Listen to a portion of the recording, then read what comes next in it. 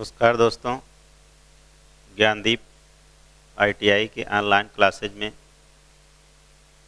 आज हम पढ़ेंगे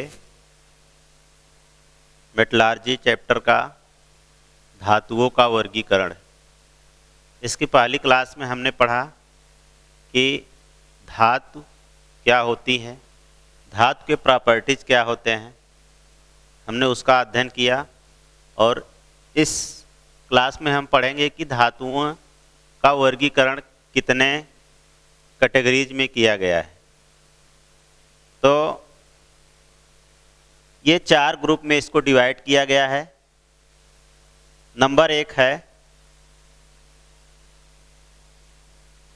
लौह धातुएं, दूसरा है अलौह धातुएं, तीसरा है लौह मिश्र धातुएं और चौथा है अलौह मिश्र धातुएं। सबसे पहले हम समझते हैं कि लौह धातुएं क्या होती हैं। लौह धातुएं ऐसी धातु जिसमें लोहे की प्रधानता होती है, अर्थात जिन धातुओं में लोहे के कण पाए जाते हैं उन धातुओं को हम लौह धातुएं कहते हैं। जैसे आपका है माइल्ड स्टील,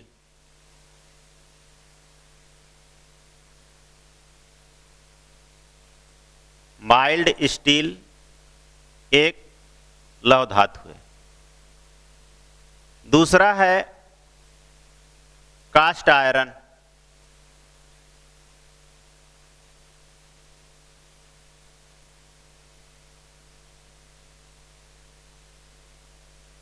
कास्ट आयरन भी हमारा लौह धातु है, इसमें भी लोहे की प्रधानता होती है। और नेक्स्ट है राट आयरन।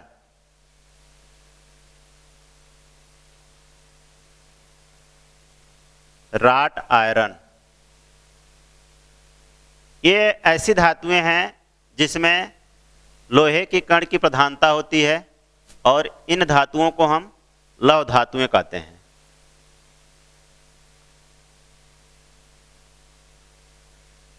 नेक्स्ट है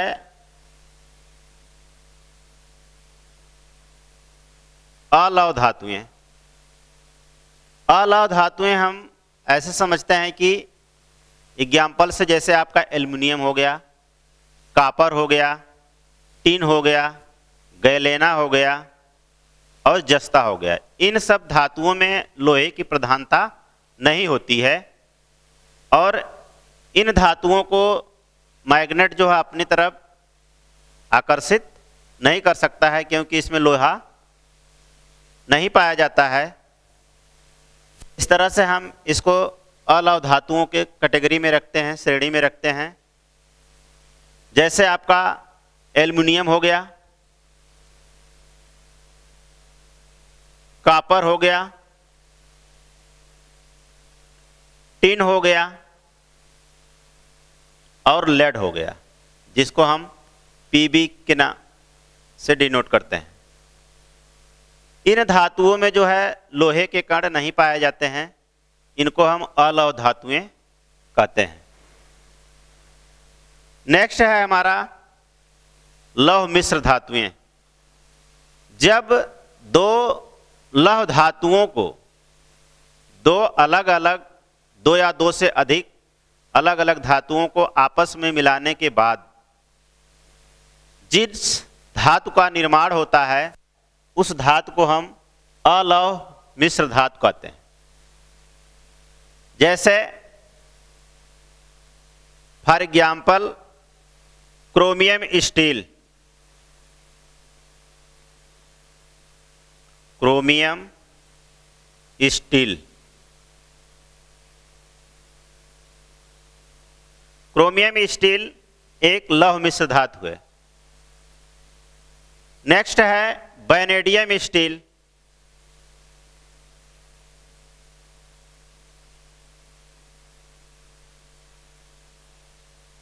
वैनेडियम स्टील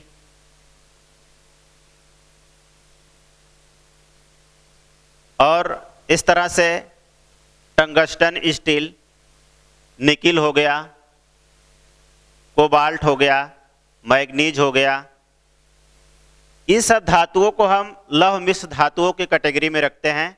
और ये धातुएं दो या दो से अधिक धातुओं से मिलकर के बनी होती हैं, इसलिए इसको हम लौह मिश्र धातु कहते हैं। दो लौह धातुओं से मिलकर के बनी हुई मिश्र धातु को लौह मिश्र धातु कहते हैं।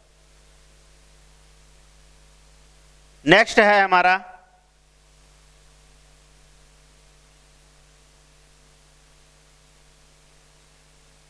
अलौह मिश्र धातुएं। दो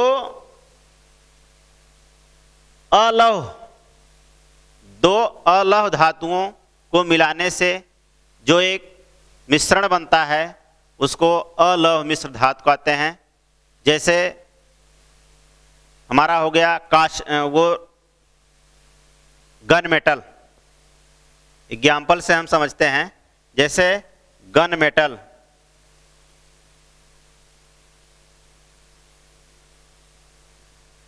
ब्रास,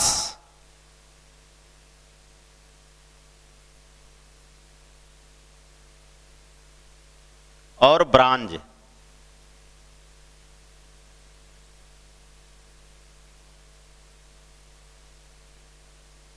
गन मेटल, ब्रास और ब्रांज, ये सब जो होती हैं धातुएं मिश्र अलौह धातुएं होती हैं, क्योंकि गन मेटल में हमारा कॉपर, टिन और जिंक होता है। ब्रास में जो है कॉपर और जिंक होता है, और ब्रांज में कॉपर और टिन होता है। इस तरह से इन धातुओं को मिला करके हम जो है अलौह मिश्र धातुओं का निर्माण करते हैं। तो फाइनली एक बार और समझ लेते हैं, जब जिन धातुओं में लोहे की प्रधानता होती है उनको हम लौह धातुएं कहते हैं। जिन धातुओं में लोहे की प्रधानता नहीं होती है उसको हम अलौह धातुएं कहते हैं। जैसे एल्युमिनियम, कॉपर और टिन हो गया। लौह मिश्र धातुएं में दो लौह धातुओं को मिलाकर के जो धातुएं बनती हैं उसको लौह मिश्र धातुएं कहते हैं। जैसे chromium steel, vanadium steel, tungsten steel. और जब दो अलौह धातुओं को मिलाते हैं तो अलौह मिश्र धातु का निर्माण होता है। जैसे हमारा गन मेटल हो गया, ब्रास हो गया और ब्रांज हो गया।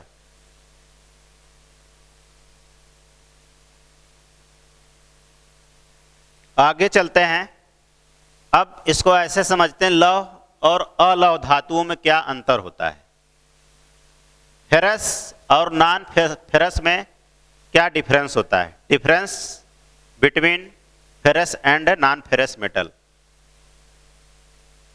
इसके पहले आपको हमने बताया कि जो लौह धातुएं होती हैं उसमें लोहे की प्रधानता होती है, अर्थात जिन धातुओं में लोहे के कण पाए जाते हैं उसको हम लौह धातुएं कहते हैं, और जिन धातुओं में लोहे के कण नहीं पाए जाते हैं उसको हम अलौह धातुएं कहते हैं। तो लौह धातुएं हमारा जैसे हो गया ये माइल्ड स्टील, कास्ट आयरन और रॉट आयरन। और अलौह धातुएं जैसे हमारा हो गया एल्युमिनियम, कॉपर, टिन, जस्टा, लेड, ये सब अलौह धातुओं के अंतर्गत आता है। लौह धातुओं पे जंग अधिक लगता है और अलौह धातुओं पे जंग कम लगता है। लौह धातुएं जो होती हैं ये ठंडी अवस्था में भंगुर होती हैं, जबकि अलौह धातुएं जो है गर्म अवस्था में भंगुर होती हैं। इसको जो है पीट पीट करके फैलाया जा सकता है और इसको पीट पीट करके फैलाया नहीं जा सकता है। और लौह धातु को चुंबक जो है अपनी तरफ आकर्षित कर लेता है, अलौह धातुओं को चुंबक अपनी तरफ आकर्षित नहीं करता है। और लौह धातुओं का गलनांक बहुत अधिक होता है, जबकि अलौह धातुओं का गलनांक बहुत कम होता है। तो ये आपका है लौह और अलौह धातुओं में क्या डिफरेंस होते हैं।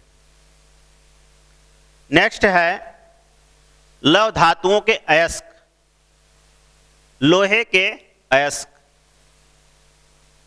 अयस्क क्या होता है, जितनी भी धातुओं का निर्माण होता है उसको हम खानों से खोद करके निकालते हैं, वो अपने प्रारंभिक अवस्था में अपने अयस्कों के रूप में पाई जाती हैं। तो लोहा भी हमारा जो है अपने अयस्क के रूप में ही पाया जाता है। बाद में इसको प्यूरिफाई करके हम लोहे के रूप में कन्वर्ट कर लेते हैं। तो ये हमारा जो है इसके लोहे के ये सब पांच कैटेगरीज हैं जो अयस्क हैं, जैसे हेमेटाइट हो गया, मैग्नेटाइट, लिमोनाइट, सिडेराइट और पायराइट। और इस अयस्क में लोहे की अलग अलग परसेंटेज होती है और इनका अलग अलग कलर होता है। जैसे हेमेटाइट क्या है, हेमेटाइट जो है रेड कलर का होता है। हेमेटाइट रेड कलर का अयस्क होता है और इसमें जो है 70% लोहा पाया जाता है।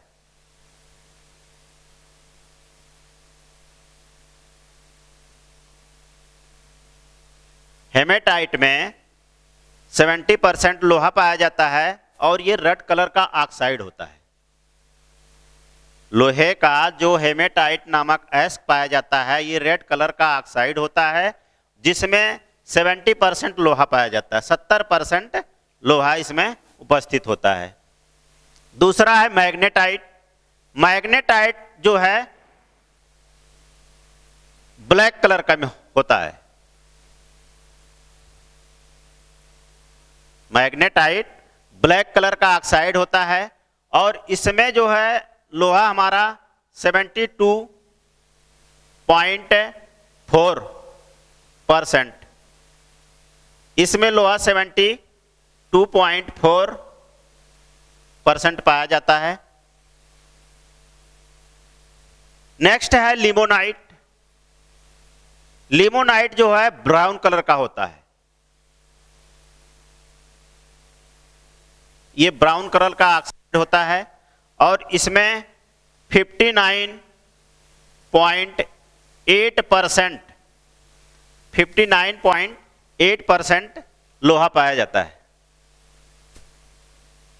नेक्स्ट है सिडेराइट। सिडेराइट भी ब्राउन कलर का होता है और इसमें जो लोहा होता है वो 48% होता है। सिडेराइट अयस्क में लोहा 48% पाया जाता है। अगला है पायराइट। पायराइट में जो लोहा पाया जाता है वो 40% से कम होता है, लेस देन 40%। 40% से लोहा कम पाया जाता है और इस अयस्क से लोहा प्राप्त करने के लिए खर्चा अधिक गिरता है। इसलिए हम पायराइट के द्वारा लोहा प्राप्त करने की विधि को ज़्यादातर अपनाते नहीं हैं, क्योंकि ये कॉस्टली होता है।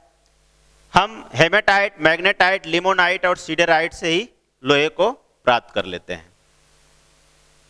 तो इस तरह से ये लोहे के अयस्क हैं, जिसको सर्वप्रथम खानों से खोदकर निकाला जाता है और इसको फिर भट्टियों के द्वारा हम अलग अलग टाइप्स के आयरन को प्राप्त कर लेते हैं।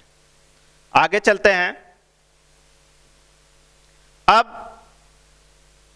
जो अयस्क हम प्राप्त करते हैं खानों से, उन अयस्कों से हम लोहा को प्यूरिफाई कैसे करते हैं, क्योंकि जब खानों से इसे खोद कर निकाला जाता है तो इसके साथ जैसे आपका कार्बन हो गया, सिलिकॉन हो गया, मैग्नीज हो गया, फास्फोरस हो गया, सल्फर हो गया, इन सब जो उसमें मिश्रित होते हैं ये सब अशुद्धियों के रूप में उसमें पाए जाते हैं। और जब हम इसको किसी ना किसी तरह से उन अयस्क से अलग कर लेते हैं, तब जाकर के हमारा लोहा जो है शुद्ध रूप में हमको प्राप्त हो पाता है।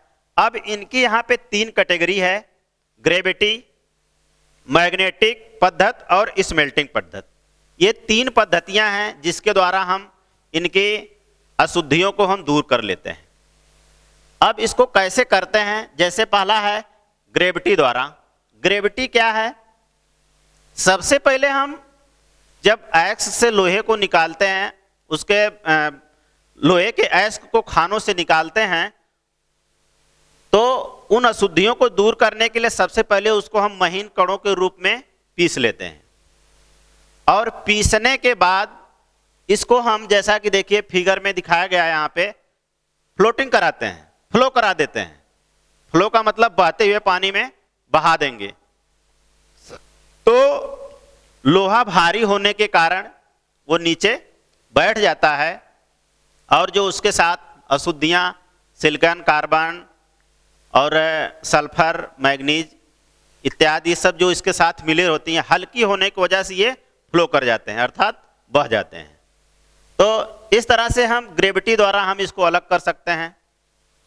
नेक्स्ट है मैग्नेटिक पद्धत। मैग्नेटिक पद्धत में क्या करते हैं कि इसको मैग्नेटिक चलती हुई मैग्नेटिक पट्टियों पर इसको इसके जो महीन कण होते हैं उसको डाल देते हैं और लोहा के अंदर मैग्नेटिक गुण होने के कारण वो पट्टियों पे चिपक जाते हैं और बाकी जो है अशुद्धियां जो है बाहर हो जाती हैं। और इसे हम दो पुल्लियों, जो मैग्नेटिक पुल्ली यहाँ पे देखिए दिखाया गया है, जो मैग्नेटिक पुल्ली होती है, ये पट्टी होती है, इसके दो पुल्लियों के द्वारा चलाया जाता है। आप देख रहे हैं यहाँ पे उसके पिसे हुए जो अयस्क के चूर्ण है यहाँ पे डाल रहे हैं, इसको दो पुल्लियों के द्वारा हम मूव करा रहे हैं और जो हमारा लोहा है इस पे चस्पा हो जाता है। चस्पा होने के बाद अलग से हम निकाल लेते हैं और जो अशुद्धि होती है वो फ्लो कर जाती है। नेक्स्ट है स्मेल्टिंग पद्धत। स्मेल्टिंग पद्धत में क्या करते हैं, इसको अलग अलग भट्ठियों में पिघला देते हैं और पिघलाने के बाद ये झाग के रूप में अशुद्धियां जो हैं उसके ऊपरी सतह पे आ जाती हैं और लोहा हमारा जो है, लोहे का अयस्क कहिए या लोहा जो है उसके नीचे बैठ जाता है। बाद में हम इसको अलग कर लेते हैं। तो इस तरह से ये इसके शोधन की 3 विधियां हैं, इसके द्वारा हम इसको प्यूरिफाई कर लेते हैं, शुद्ध कर लेते हैं, क्योंकि जब तक इसके साथ अशुद्धि मिली रहती है तब तक वो शुद्ध लोहा नहीं माना जाता है। तो इन 3 विधियों के द्वारा हम उसको अलग कर लेते हैं, जिसमें ग्रेविटी है, मैग्नेटिक है और स्मेल्टिंग है।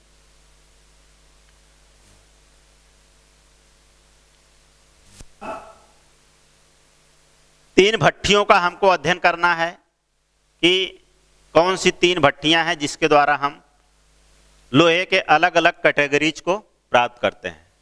लोहे के अलग अलग कैटेगरीज का मतलब कि जैसे एक कच्चा लोहा होता है, एक कास्ट आयरन होता है और एक राट आयरन होता है। निम्नलिखित मेन रूप से 3 कैटेगरी इसके डिवाइड किए गए हैं। कच्चा लोहा जिसको हम पिग आयरन कहते हैं, कास्ट आयरन और सबसे शुद्ध लोहा राट आयरन को माना जाता है। तो जो हमारा कच्चा लोहा होता है अर्थात जो पिग आयरन होता है, इसको हम ब्लास्ट फर्नेस से प्राप्त करते हैं। इंपॉर्टेंट चीज है, आपसे पूछा जाता है कि ब्लास्ट फर्नेस से कौन सा लोहा प्राप्त होता है या पिग आयरन को प्राप्त करने के लिए हम कौन सी फर्नेस का प्रयोग करते हैं। तो यहां पे जो दिखाया गया है ये हमारा ब्लास्ट फर्नेस है। ये जो है चिमनी की तरह से होता है, जस्ट लाइक इसका आकार जो है एक चिमनी के आकार का होता है। इसकी बाहरी सतह जो है स्टील या इस्पात की बनी होती है और अंदर जो है फायर ब्रिक्स की लाइनिंग होती है, मतलब अंदर जो है अंदर की सतह ईंटें से बनी होती है, अग्निशामक ईंटों से बनी होती है। इसकी ऊंचाई जो है लगभग 15 से 30 मीटर होती है और इसका व्यास जो होता है 5 से 8 मीटर होता है। इसमें सबसे नीचे 2 होल होते हैं जिसमें एक तरफ से हमारा आयरन निकलता है और दूसरी साइड से स्लैग हमारा बाहर निकल जाती है। इसके ठीक ऊपर जो है एक होल होता है जिसमें ट्यूयर लगा होता है। ट्यूयर का मतलब होता है इसके द्वारा हम गर्म वायु को प्रवाहित कराते हैं और इसमें लगभग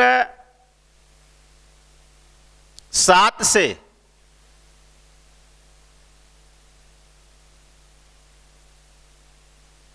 700 डिग्री सेंटीग्रेड से लेकर के 800 डिग्री सेंटीग्रेड तक की गर्म वायु को प्रवाहित कराते हैं ट्यूब के द्वारा। और जब लोहा मेल्टिंग पॉइंट में आता है तो इसकी सारी अशुद्धियां झाग के रूप में जो है ऊपर आ जाती हैं। और इसमें हम इसके शीर्ष पॉइंट पे कप और कोन की व्यवस्था होती है, जिसमें लोहे का पिसा हुआ चूर्ण, कोयला और कोक, ये तीनों को एक निश्चित अनुपात में मिला करके यहां से हम डालते हैं।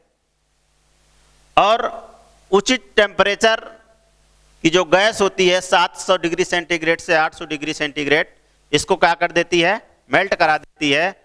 मेल्ट होने के बाद हमारा लोहा जो है एक तरफ निकल जाता है इस साइड, और इस साइड से स्लैग निकल जाती है, और बाकी अशुद्धियां जो झाग के रूप में ऊपर आ जाती हैं। तो इस तरह से इस भट्टी से जो लोहा प्राप्त होता है उस लोहे को हम कहते हैं पिग आयरन। Pig iron. ये लोहा जो होता है घटिया किस्म का होता है, कच्चा होता है, क्योंकि इसमें कार्बन की मात्रा बहुत अधिक होती है। इसमें लगभग 93% लोहा होता है और 4% जो है कार्बन होती है। 4% कार्बन पाई जाती है, और बाकी इसके साथ जो है सिलिकॉन, सल्फर, मैग्नीज और बहुत सारी कार्बन, बहुत सारी अशुद्धियां इसके साथ मिली होती हैं। ये लोहा घटिया किस्म का होने की वजह से इसका प्रयोग ज़्यादातर हम मशीनों के पार्टों को बनाने के लिए करते हैं, और इसी लोहे के द्वारा हम कास्ट आयरन और राट आयरन लोहे को हम प्राप्त करते हैं। नेक्स्ट है क्यूपोला फर्नेस।